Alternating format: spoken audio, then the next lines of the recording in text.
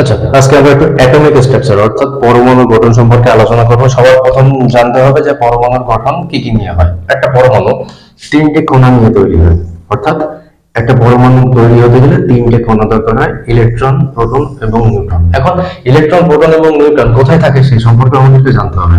পরমাণুর নিউক্লিয়াসটা তৈরি হয় প্রোটন এবং নিউট্রন নিয়ে, অর্থাৎ পরমাণু নিউক্লিয়াসে কারা থাকে? প্রোটন এবং নিউট্রন। ইলেকট্রন কোথায় থাকে? পরমাণু নিউক্লিয়াসের চারিপাশে বিভিন্ন কক্ষপথ আছে, সেই কক্ষপথে ইলেকট্রন আবর্তন করছে, অর্থাৎ ইলেকট্রনের অবস্থান হচ্ছে বাইরের কক্ষপথে। এগুলো হচ্ছে ইলেকট্রন। এখন তাহলে আমাদের আরো একটা ব্যাপার জানতে হবে যে ইলেকট্রন, প্রোটন এবং নিউট্রন এদের চার্জ কি। ইলেকট্রনের আধান হচ্ছে ঋণাত্মক অর্থাৎ নেগেটিভ। ইলেকট্রনের আধান হচ্ছে নেগেটিভ, প্রোটনের আধান হচ্ছে প্লাস, আর নিউট্রন হচ্ছে নিস্তড়িত অর্থাৎ নিউট্রনের কোনো আধান নেই। এই সম্পর্কে আর একটু জানিয়ে দিই যে পরমাণুর নিউক্লিয়াস ধনাত্মক আধানযুক্ত অর্থাৎ পজিটিভ পজিটিভ ক্যারেক্টার শো করে পরমাণুর নিউক্লিয়াস।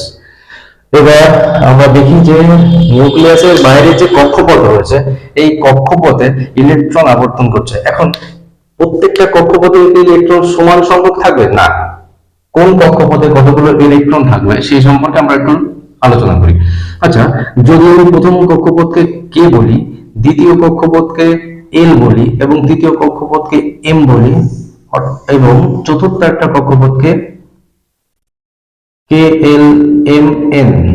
আচ্ছা, চারটে কক্ষপথ নিয়েছি, এই চারটে কক্ষপথে কতগুলো ইলেকট্রন থাকবে তার একটা জেনারেল ফর্মুলা আছে। জেনারেল ফর্মুলাটা একটু বলি। জেনারেল ফর্মুলা হচ্ছে 2n²।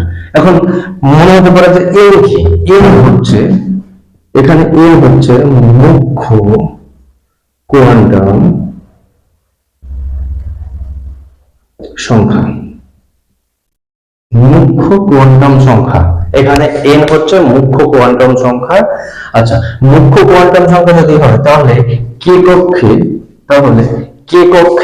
এন এর একটা মান থাকবে, এল কক্ষে এন এর একটা মান থাকবে, এম কক্ষে একটা মান থাকবে এবং এন কক্ষে একটা মান থাকবে। কে কক্ষে এন এর মান 1, এল কক্ষে এন এর মান 2, এম কক্ষে এন এর মান 3 এবং এন কক্ষে এন এর মান 4। তাহলে সবার প্রথম যদি আমি কে কক্ষ নিয়ে আলোচনা করি, তাহলে কে কক্ষে কতগুলো ইলেকট্রন থাকতে পারে সেটা আমরা একটু দেখি। ফর্মুলা হচ্ছে 2n², তাহলে 2 ইনটু n এর মান এখানে 1 অর্থাৎ 1n², 2 ইনটু 1 অর্থাৎ দুটি। তাহলে কে কক্ষে কতগুলো ইলেকট্রন থাকতে পারে? দুটি। এবার আমরা দেখি এল কক্ষে কতগুলো, 2n² অর্থাৎ 2 ইনটু 2² 2 ইনটু 4 ইকুয়াল টু 8টি, অর্থাৎ এন কক্ষে কতগুলো ইলেকট্রন থাকতে পারে? 8টি। এবার এন কক্ষ 2n², 2 into 3² 2 into 9 equal to 18, অর্থাৎ এন কক্ষে কতগুলো ইলেকট্রন থাকতে পারে? 18টি।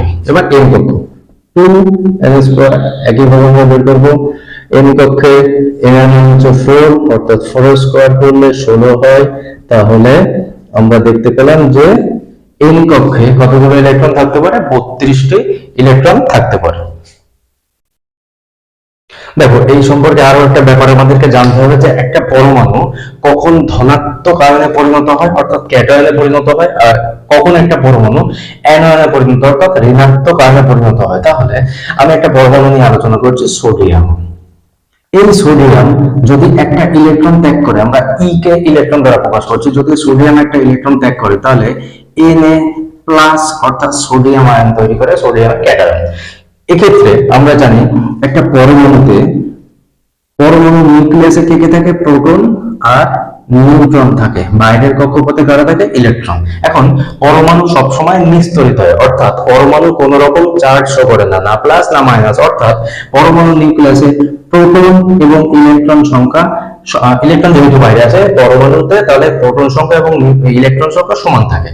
এক্ষেত্রে কোনো কারণে যদি পরমাণু থেকে একটা ইলেকট্রন বেরিয়ে যায়, দেখো ভালো করে বুঝবে, একটা পরমাণু থেকে যদি একটা ইলেকট্রন বেরিয়ে যায় তাহলে সেখানে প্রোটন সংখ্যা আর ইলেকট্রন সংখ্যা তো প্রাথমিক অবস্থায় সমান ছিল। তাহলে যদি মনে করো একটা ইলেকট্রন বেরিয়ে যায় তাহলে প্রোটন সংখ্যা স্বাভাবিকভাবে বেড়ে যাবে। ইলেকট্রন সংখ্যা যদি কমে যায় তাহলে প্রোটন সংখ্যা অটোমেটিক ভাবে বেড়ে যাবে। তাহলে প্রোটন সংখ্যা যদি বেড়ে যায় তার মানে কি?